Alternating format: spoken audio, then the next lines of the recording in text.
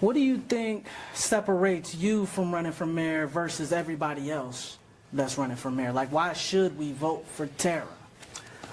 Well, I don't know who the everybody else's is, but I'm sure they'll be popping out here soon. I've done the work. I've done the work, and my husband has had to get me comfortable with tooting my own horn, and he's like, quit downplaying your accomplishments. And so, and when I sat back and thought about all the work I did during my time on council, I had brought in, when I ran in 2023, I had brought in more legislation than anyone who was running in that race. And that still will hold true today. Unless Don Pasquale decides to get in this race or Danny Horrigan decides to get in this race, I still have brought in more legislation than anyone that I can perceive that would run in this race at this juncture. And, one of my signature pieces is the live streaming.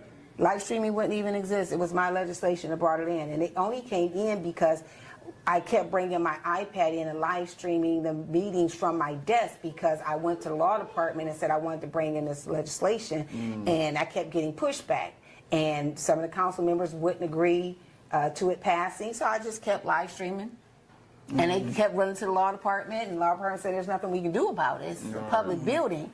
And so then I was like, okay, this is the timing. Let me bring my legislation back in. It ended up passing 9-4. There were still 4 who voted against it, but it passed. And because of that, we live stream. The only thing that they do that I don't like, I appreciate that they finally put the cameras back on public speaking when people are speaking because it took it off of them. Wow. I don't like that they've enabled the comments on the YouTube because again, we are public servants. Yes, yes. And I mean, we can't just try to prohibit and enable people from speaking their minds. I mean, people say some of the nastiest things to me about me, and you know what the thing about it is? I know who I am, so it doesn't bother me.